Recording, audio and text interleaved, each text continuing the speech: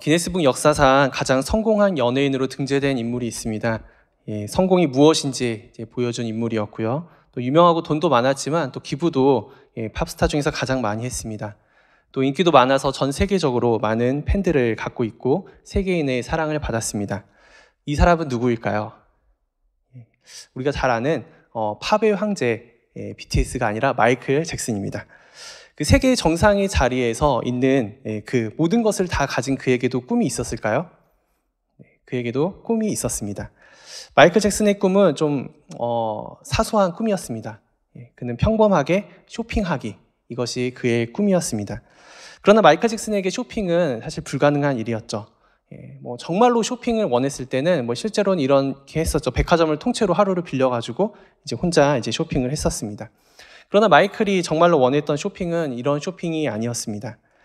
그러던 중 마트를 운영하는 마이클의 친구가 마이클이 사람들 사이에서 정말 쇼핑하듯이 장 보고 싶다라는 소식을 듣게 됩니다. 그래서 그 친구는 마트가 폐점한 후에 마이클을 위해서 마트를 다시 열어주었습니다. 그리고 그냥 마트만 열어준 것이 아니라 마이클이 진짜 쇼핑하는 기분이 들도록 자신의 지인들을 데려왔습니다. 그리고 마이클을 전혀 모르는 척 직원과 손님으로 연기를 했습니다. 당시 그 마이클은 쇼핑을 하면서 어린아이처럼 신났다고 합니다. 왜냐하면 마이클은 5살 때부터 죽을 때까지 슈퍼스타였기 때문에 무려 30년 만에 슈퍼마켓에 다시 오게 된 겁니다. 우리가 보기에 작고 소소한 일상이지만 마이클 잭슨에게는 30년 만에 이룬 꿈이었고 또 대형 콘서트 무대에 선 것보다 더 큰 기쁨과 감격을 누렸다고 합니다.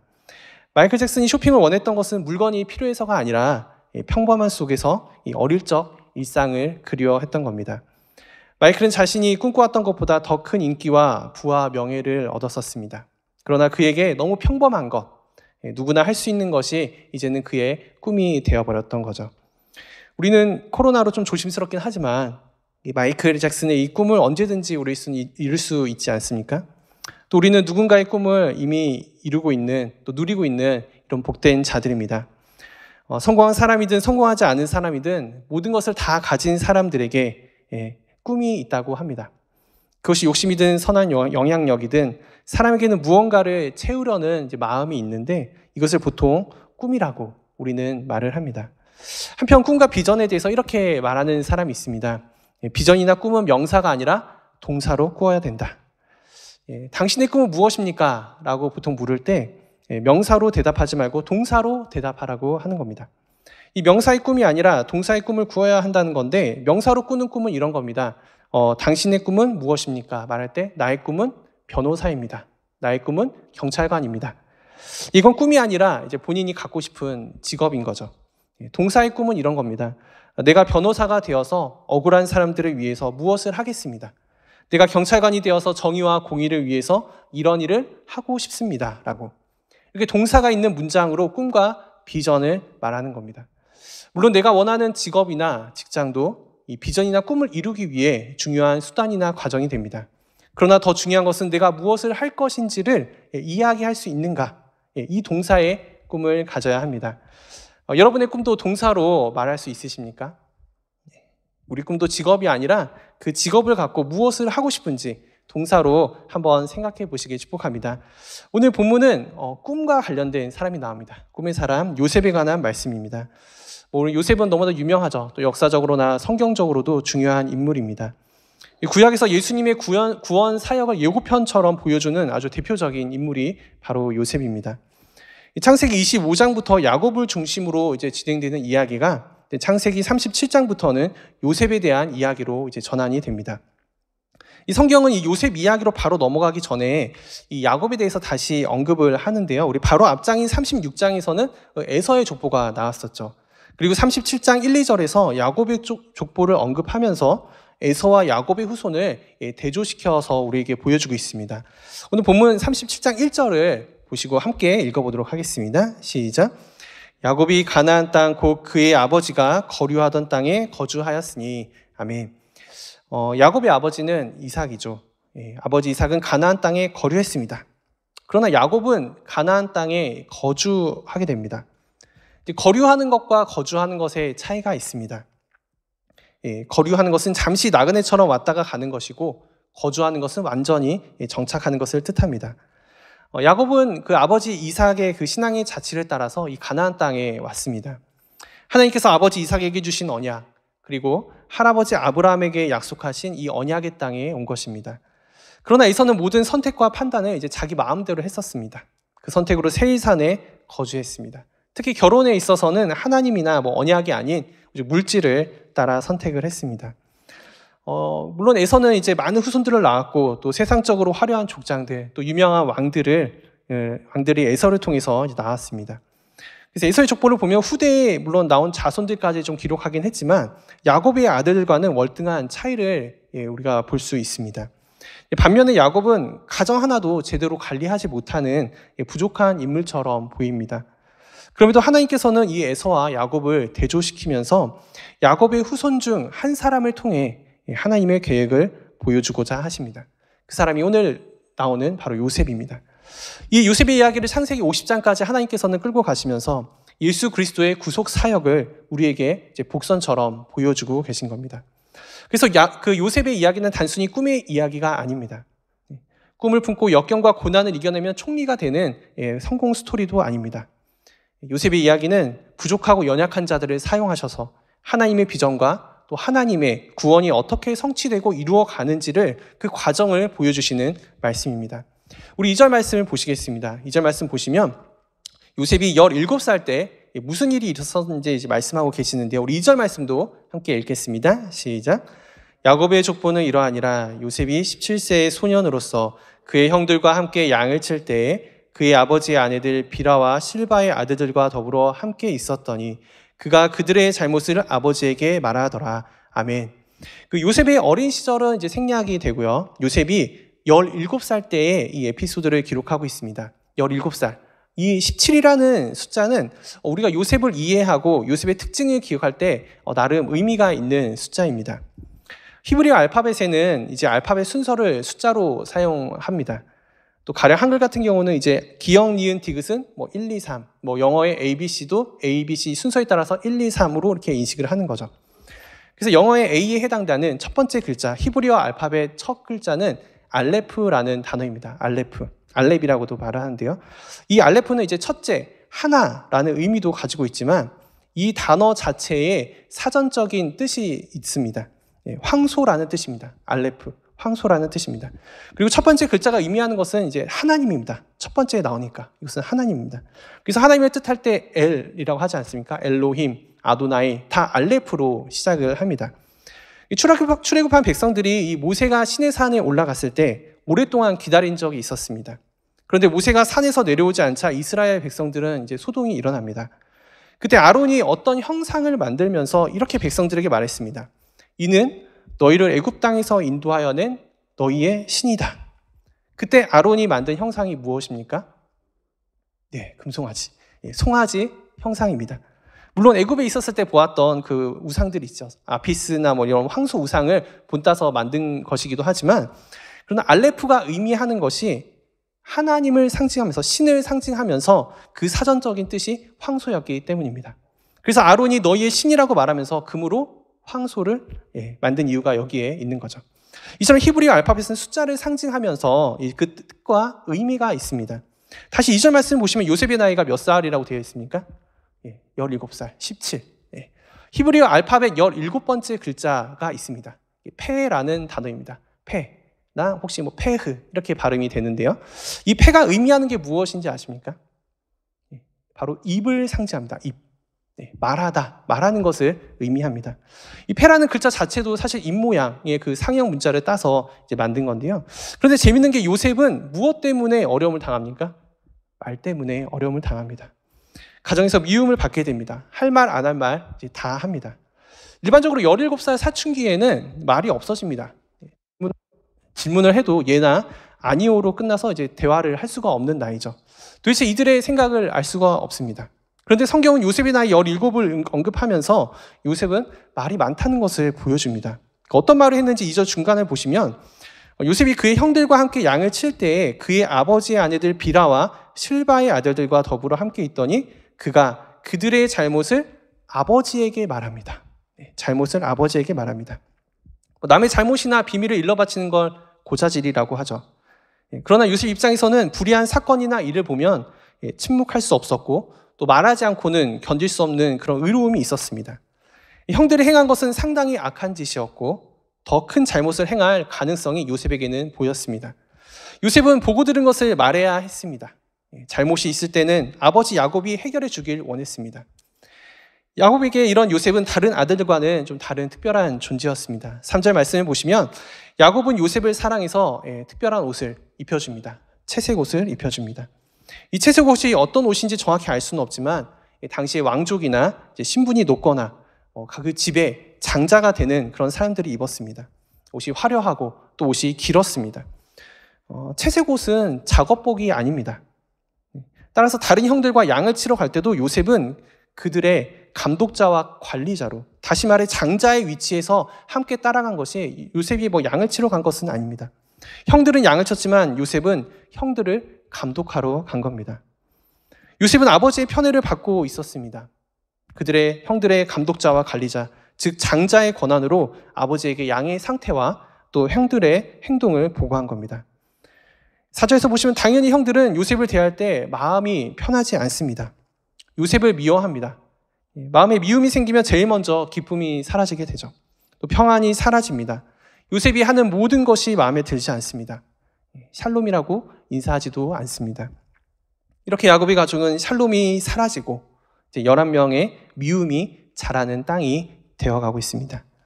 이 분노와 갈등이 고조되는 분위기에서 요셉은 더 미움받을 말을 또 합니다. 7절 말씀을 함께 읽겠습니다. 시작. 우리가 밭에서 곡식단을 묶더니 내 단은 일어서고 당신들의 단은 내 단을 둘러서서 절하더이다. 아멘. 요셉의 곡식단을 향해 형들의 곡식단이 절하는 꿈입니다. 안 그래도 미움이 커져가는 이 형들의 입장이 이제 8절에 나옵니다. 8절 말씀을 보시면 그의 형들이 그에게 이르되 내가 참으로 우리의 왕이 되겠느냐? 참으로 우리를 다스리게 되겠느냐 하고 그의 꿈과 그의 말로 말미암아 그를 더욱 미워하더니. 아멘. 이런 거죠. 요셉, 네가 정말 왕이 되는 꿈이냐? 너가 정말 우리를 다스리겠느냐? 라고 이렇게 따지는 겁니다. 이것은 형들이 이제 알아서 해석하고 반응하는 모습을 보이는 거죠. 형들의 입장에서 이미 요셉은 가정에서 장자처럼 대우를 받고 있습니다. 그런데 지금 현재도 꿈에서도 그리고 미래에서도 왕이 되어 자신들을 다스린다는 것을 형들은 도저히 받아들일 수 없습니다. 형들은 요셉에게 절한다는 것은 상상도 하기 싫었고 또 요셉이 다스리는 것을 원치 않았습니다. 요셉이 말한 꿈은 형들에게 미움받을 것이 뻔한 꿈이었습니다. 요셉도 형들의 이런 반응과 태도를 충분히 예상했을 겁니다.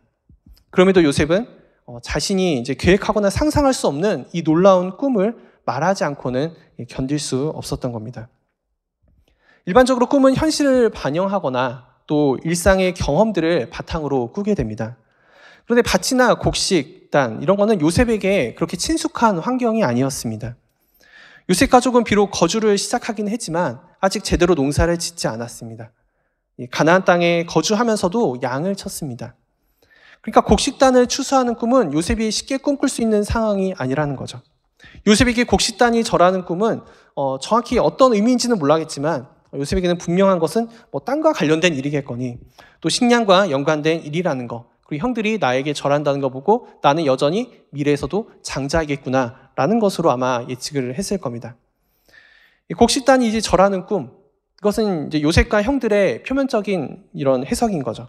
그것 때문에 형들은 요셉을 점점 더 미워하게 되고 형제들과의 긴장 관계로 들어가게 됩니다.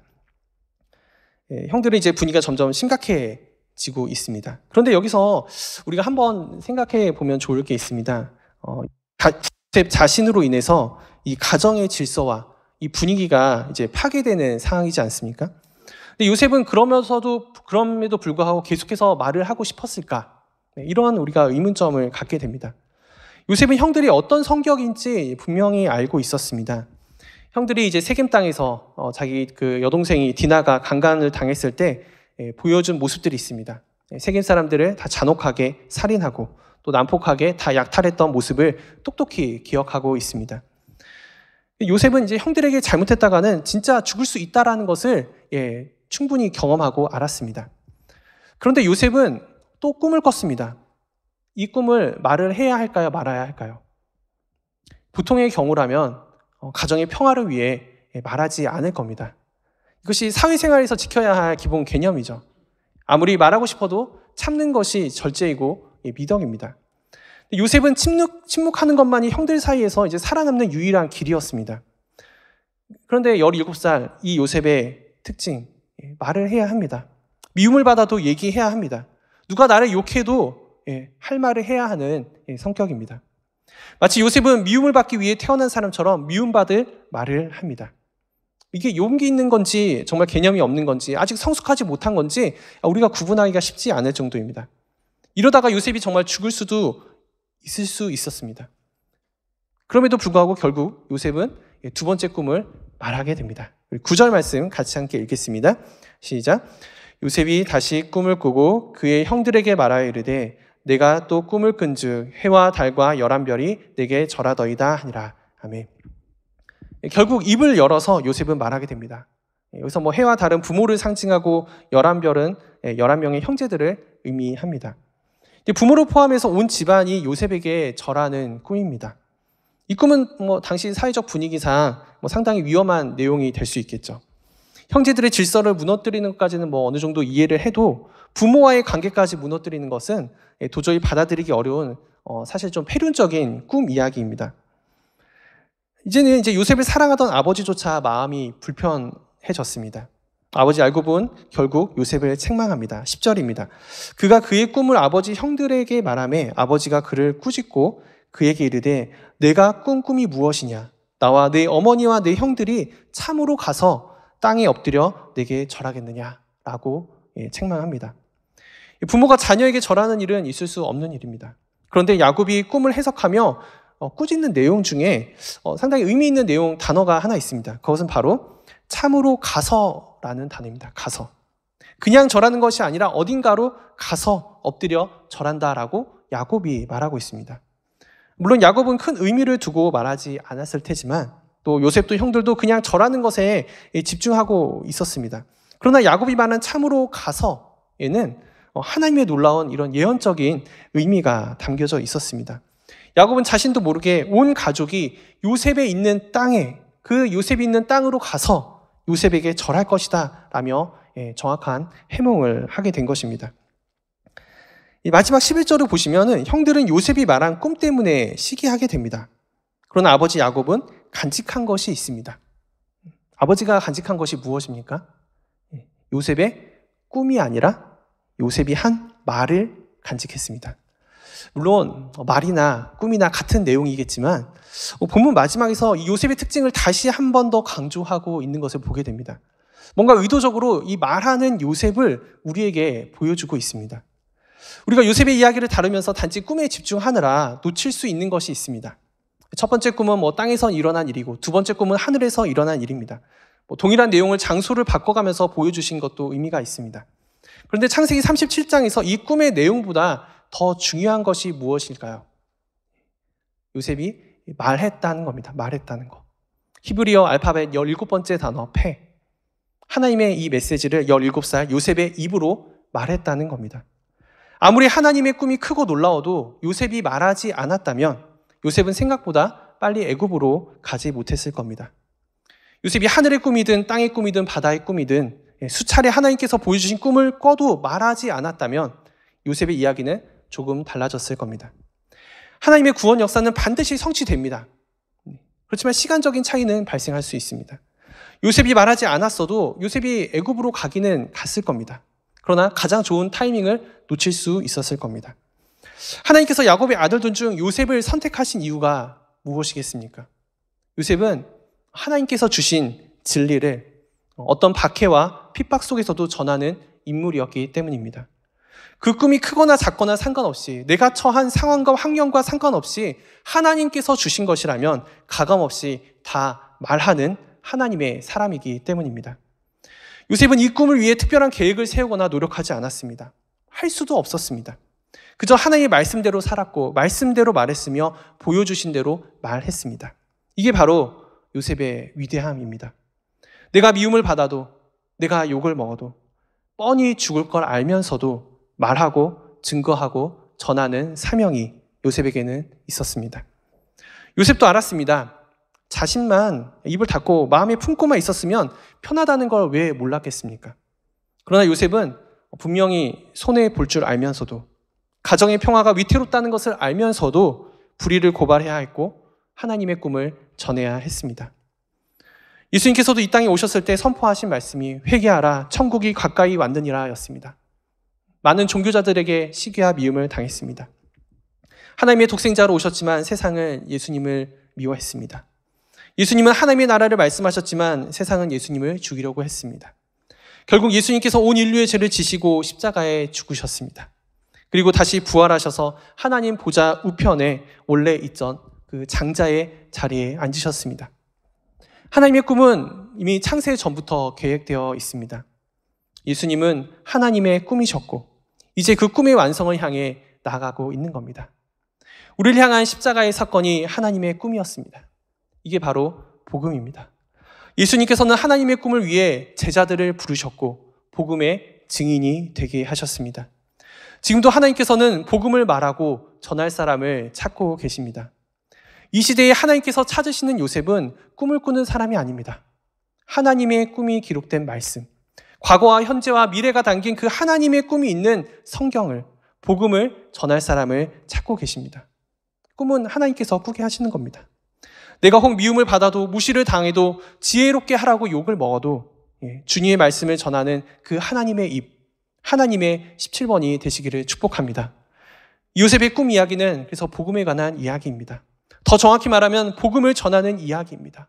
그리고 그 복음대로 살아가는 이야기입니다. 하나님의 뜻을 전하지 않고는 견딜 수 없는 전도자와 증인에 관한 말씀입니다. 마이클 잭슨은 작곡과 작사를 하면서 이런 말을 했습니다. 곡을 쓰는 방법을 찾지 말라. 당신이 곡을 쓰지 말라. 곡이 자기 스스로를 쓰게 하라. 하나님의 꿈은 우리가 꾼다고 되는 것이 아닙니다. 하나님이 우리에게 꿈꾸게 하셔야 가능합니다. 그런데 더 중요한 것은 아무리 좋은 악상이 떠올라도 쓰지 않으면 그 노래는 존재하지 않게 됩니다. 하나님의 꿈이 있어도 말하지 않으면 아무런 역사가 일어나지 않습니다. 하나님의 꿈을 말하기 가장 좋은 곳은 어디일까요? 바로 교회입니다. 교회는 꿈을 꾸게 하는 곳입니다. 하나님의 꿈을 꾸게 하는 모임입니다. 혼자 꿈을 꾸는 것이 아니라 성령으로 함께 예수님을 꾸는 꿈이 있습니다. 그래서 교회는 드림 팩토리가 되어야 합니다.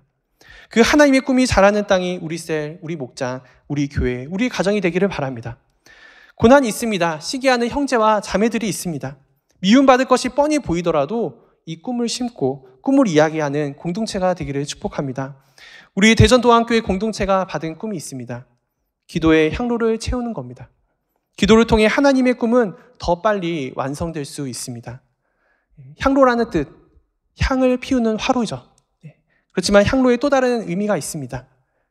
향하여 가는 길, 향하여 가는 길. 어디를 향하겠습니까? 주님을 향하여 함께 가는 길, 그것이 향로입니다. 대전도안교회 향로에 주님의 백성들이 함께 가득 채워지기를 소망합니다. 이 기도의 향로를 채우며 주님을 향하여 가는 길에 온 성도들과 함께 할 때 주님의 꿈은 더 빨리 성취되며 완성될 것이라 믿습니다. 우리가 기도해야 또 담대해질 수 있습니다. 기도해야 꿈을 말할 수 있습니다. 기도해야 미움받을 미래를 말할 수 있습니다. 기도해야 복음을 전할 수 있습니다. 이 하나님의 꿈과 말씀은 성경 하나면 충분합니다. 부족한 것은 단지 우리입니다. 우리 자신입니다. 그러나 이런 부족한 우리를 사용하시는 분이 또한 하나님이십니다. 이 하나님께 우리의 꿈과 계획과 젊음을 내어 맡기며 또 말씀을 믿음으로 선포하며 승리하는 우리 복된 대전도안교회 성도님들 다 되시기를 간절히 소망합니다. 기도하시겠습니다. 우리에게 꿈을 주시는 하나님 아버지 감사합니다. 주님, 꿈이란 단어는 우리를 참 설레게 하고 기대하게 합니다. 그런데 삶의 고난과 문제 속에서 꿈을 잃어버린 많은 사람들이 있습니다. 이들에게 참된 꿈을 전하는 자로 우리를 사용하여 주시옵소서. 하나님의 꿈은 예수님을 우리에게 주시는 것이었습니다. 그리고 이 꿈의 이야기, 복음을 이제 우리에게 전하길 원하십니다.